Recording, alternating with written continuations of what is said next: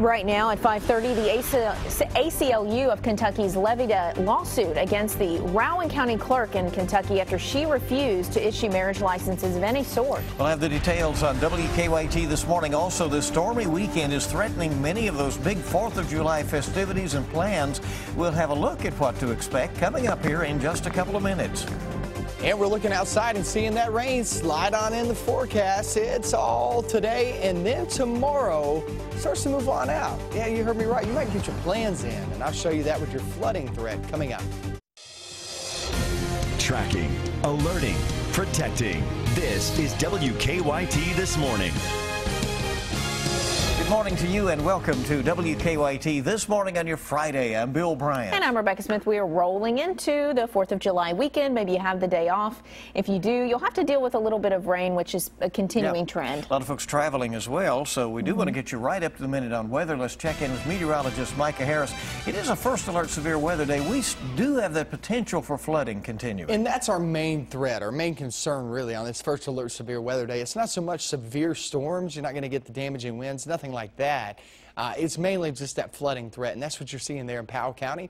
Is we had one thunderstorm that just did not move that much, put down roughly 3 inches of rain, just 12 to 24 hours. Heads up there as you're traveling down to Mountain Parkway. That band of rain is moving northeast. Maysville, you're next in line. Work your way into Vanceburg and Lewis County. You're next in line too. Greenup and then Paintsville down in Johnson.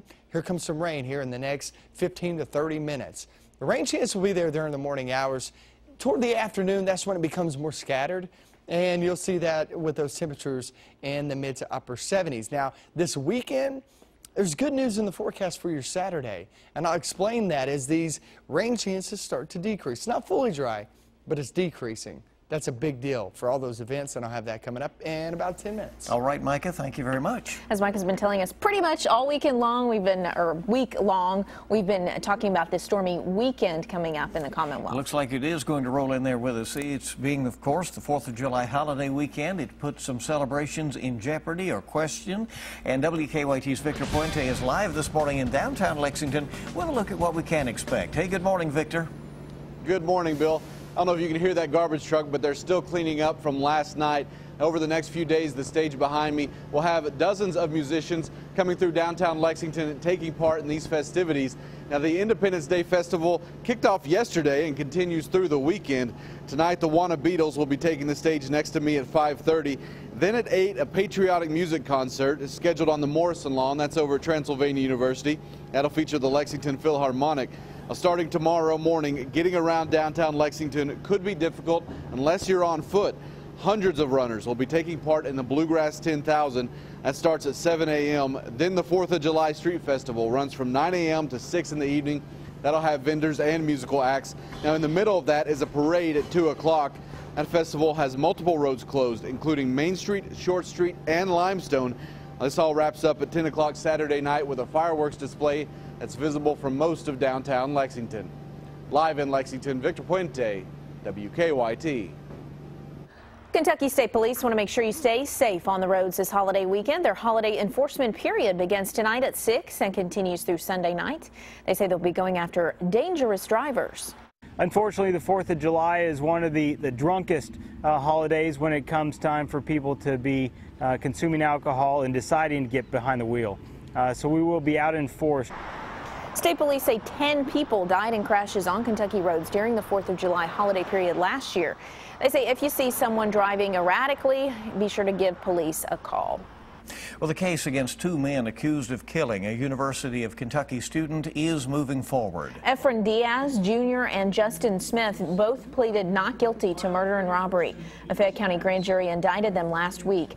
Police say the victim, Jonathan Kruger, was shot while walking down East Maxwell Street in April. A third person, 17-year-old Roman Gonzalez Jr., also faces murder and robbery charges. Next week, he'll be arraigned. We're learning more about a crash that injured 2 Johnson County Sheriff's deputies. Police say Deputy John Dale lost control of his cruiser, hit a tractor trailer and an embankment on the Mountain Parkway in Morgan County yesterday. The sheriff says Dale broke some ribs but is now out of the hospital. He says the passenger, Deputy Danny Martin, was thrown from the cruiser but did not suffer any serious injuries. We're learning more this morning about a stabbing in Ohio that killed a man and injured 4 children. This happened early Thursday morning in Springdale. The man who died was a Guatemalan national in his mid-20s named Emilio Ramirez. The 4 children who were also stabbed are still in the hospital. Police are still trying to figure out why the 5 people were stabbed. The ACLU has filed a lawsuit against the Rowan County clerk over her decision to stop issuing marriage licenses. Kim Davis said the U.S. Supreme Court's ruling legalizing same-sex marriage goes against her beliefs. The ACLU filed the lawsuit on behalf of 4 Rowan County couples who were denied marriage licenses. The Casey County clerk has also stopped issuing marriage licenses for the same reason. Casey Davis wrote a letter to the governor saying that the Supreme Court ruling put him in, quote, prison. If I can't do it for a same-sex couple, then unfortunately I can't do it for an opposite-sex couple. Davis says he has received plenty of angry emails over his decision. The governor ordered all county clerks across the Commonwealth to issue marriage licenses regardless of their personal beliefs. Davis says he is worried that his stance will end his term early, but he says his beliefs outweigh the job. A proposed needle exchange program in Lexington is closer to becoming reality. Our news partners at the Herald Leader say that the Urban County Council has unanimously approved a resolution to establish the program. The program could begin as early as Labor Day weekend. The plan would give clean needles to drug users at the health department on Newtown Pike. The program is aimed at stopping the spread of diseases such as HIV and hepatitis. Well, the percentage of immunized children in Kentucky is growing in several counties despite some parents' reluctance to vaccinate. Here in Fayette County, the percentage has gone up from 97.2 to 98%. In Boyle County, rates have increased about 2%, and in Madison County, nearly 3%. Pulaski County's percentage has remained the same. Kentucky parents can get an exemption for medical and religious reasons, but not for philosophical. Well, millions of Americans will be heading to the beach this weekend to celebrate the 4th of July holiday. But this year's trip comes with a warning after several shark attacks in the Atlantic. Brian Webb reports.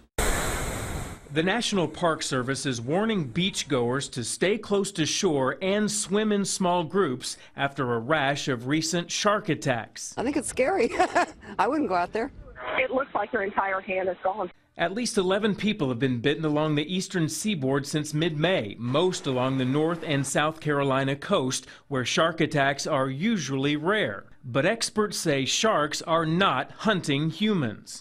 They're actively hunting fish that are about a foot long or less. So in the process of dashing around in that murky water, chasing fish, every now and then they'll accidentally hit a hand or a foot. Theories on what's bringing them closer to shore range from lunar cycles to global warming. But according to longtime shark expert Dr. Samuel Gruber, it's just math. People swim in warm waters like Florida, tropical waters, and so you have more people in the water with more sharks, you're likely to get more shark attacks. While the incidents are frightening, so far none have been fatal. You just have to be aware of the environment. Simple advice to help prevent another scary scene like this. Brian Webb for CBS News.